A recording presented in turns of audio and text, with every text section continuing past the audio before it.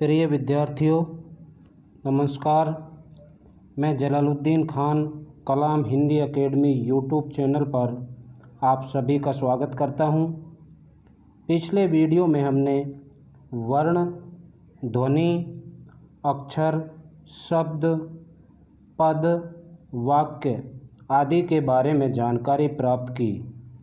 उसी को आगे बढ़ाते हुए आज हम स्वरों के भेदों के बारे में जानकारी प्राप्त करेंगे। तो शुरू करते हैं।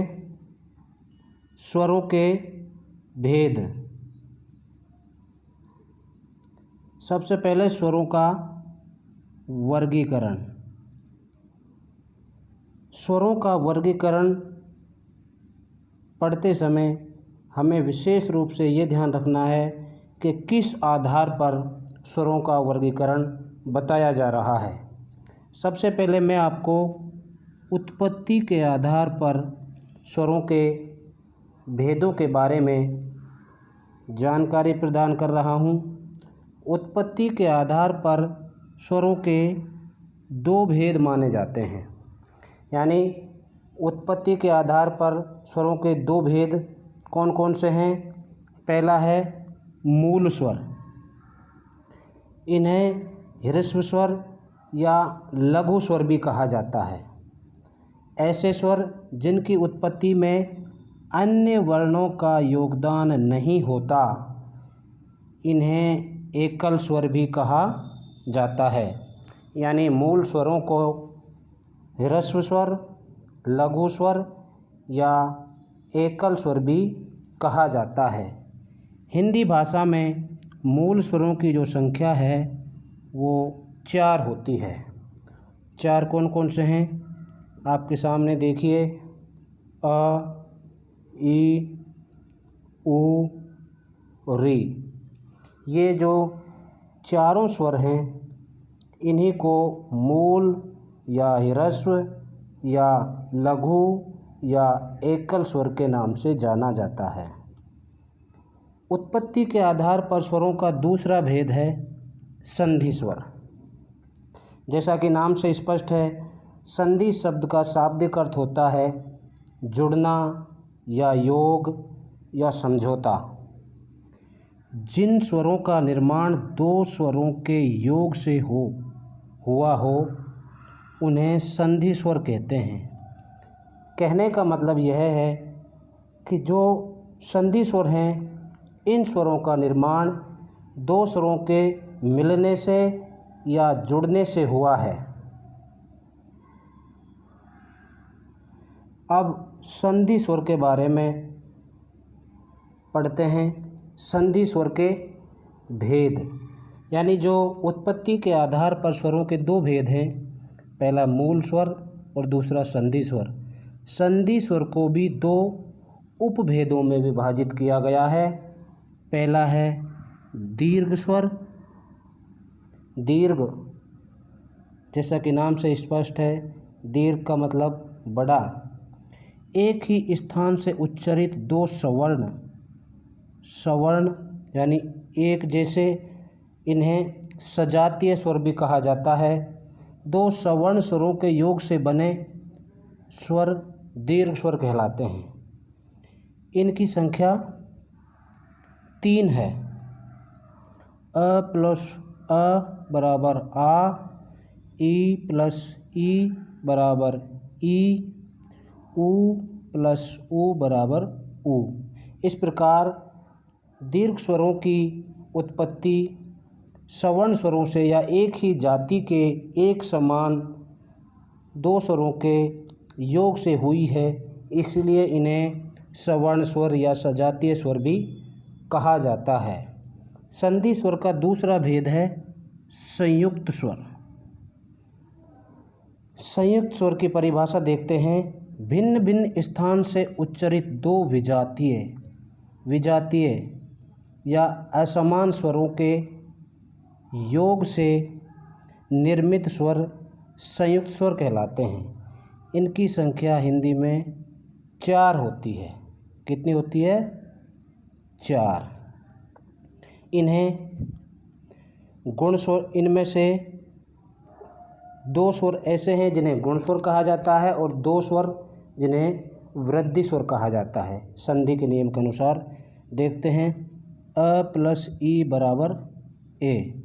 जैसा कि परिभाषा में बताया गया है कि ये 2 स्वरों के योग से ही इनका निर्माण हुआ है, लेकिन इन 2 स्वरों का जो उच्चारण स्थान है मुख के अंदर वो अलग अलग स्थान से है, इसलिए इनको विजातीय या संयुक्त स्वर कहते हैं। अ प्लस ई बराबर ए, यानी अ और ई के योग से ए का निर्माण हुआ है। अ प्लस उ बराबर ओ। इन ए और ओ को गुण स्वर कहा जाता है और अ प्लस ए बराबर आई, अ प्लस ओ बराबर औ। इन 2 स्वरों को वृद्धि स्वर कहा जाता है। आगे देखते हैं, ये जो अभी हमने पढ़े ये था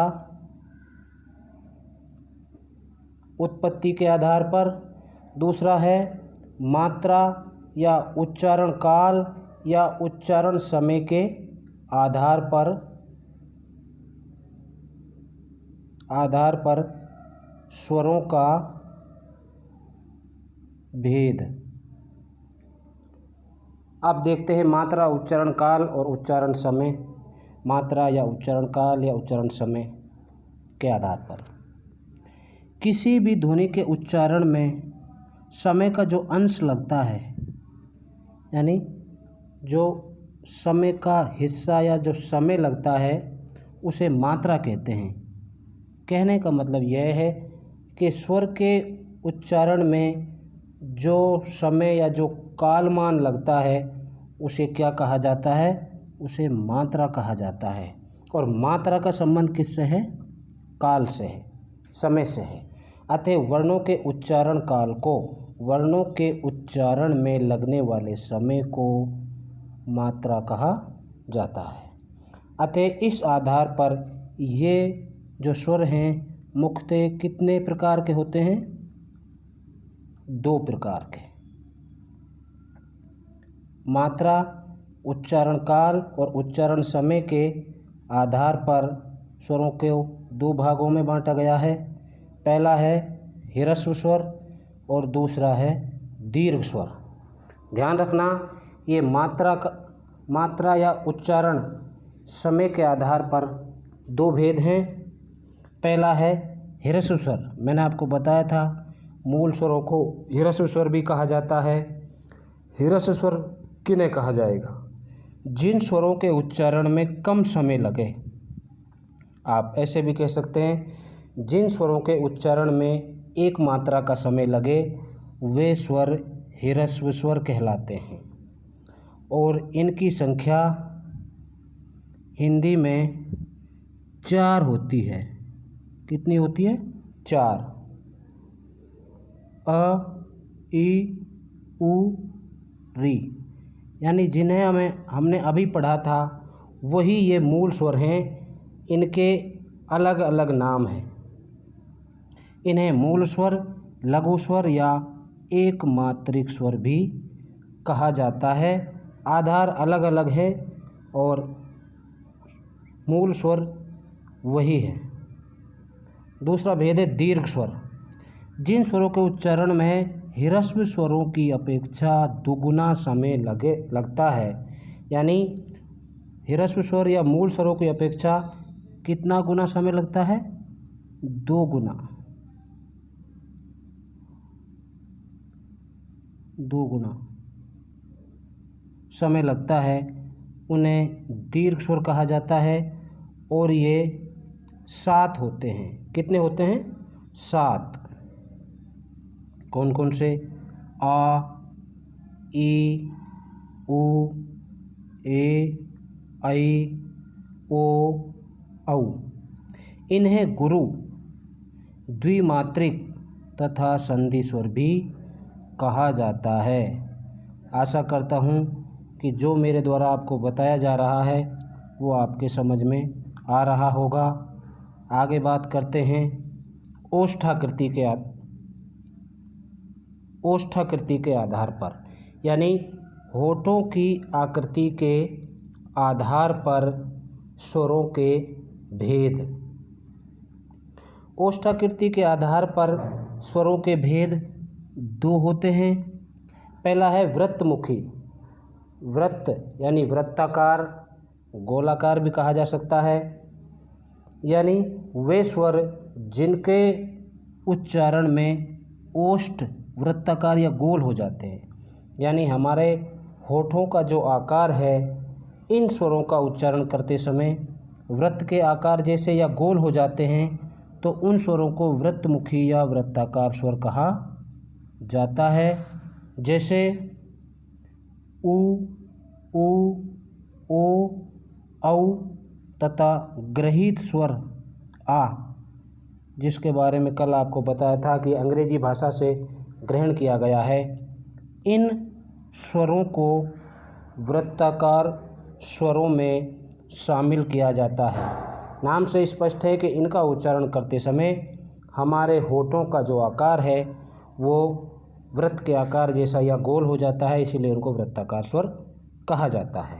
क्योंकि हम होठों की आकृति के आधार पर स्वरों का भेद पढ़ रहे हैं। दूसरा इसका भेद है अवृत्तमुखी या अवृत्ताकार। इसका मतलब यह है कि इन स्वरों का उच्चारण करते समय हमारे होठों का जो आकार है वो वृत्त के जैसा या गोल नहीं होता, इसीलिए इन स्वरों को अवृत्तमुखी या अवृत्ताकार कहा जाता है। देखते हैं परिभाषा। जिन स्वरों के उच्चारण में ओष्ठ गोल नहीं होते, यानी हमारे होठ है उनका आकार गोल नहीं होता, वो फैल जाते हैं, इसलिए इन स्वरों को वृत्तमुखी या वृत्ताकार स्वर कहते हैं। कौन कौन से हैं देखते हैं। आ, ई, री, आई। इनकी संख्या कितनी होगी? 6। यानी जो हमारे 5 स्वर हैं वो तो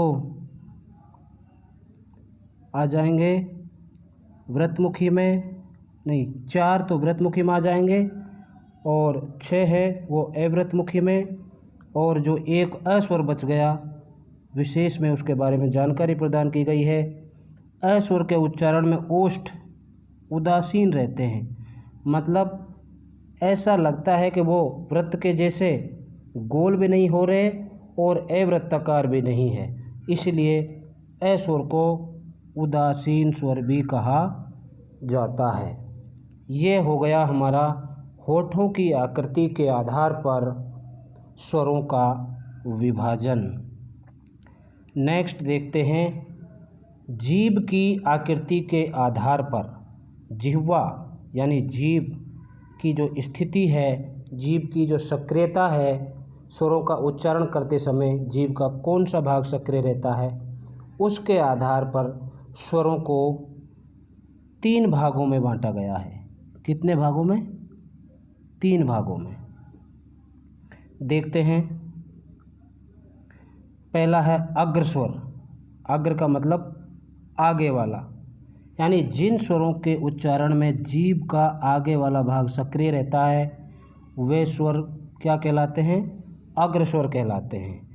अग्र स्वरों के अंतर्गत कौन कौन से स्वर हैं? ई,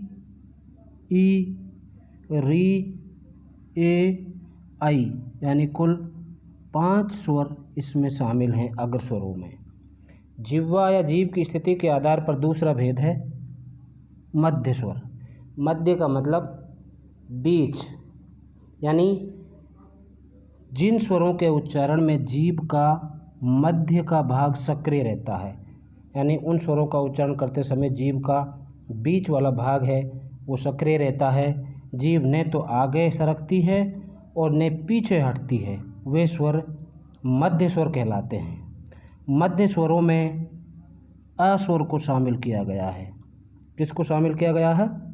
अस्वर को। तीसरा भेद है पश्च स्वर। पश्च यानी पीछे वाला भाग।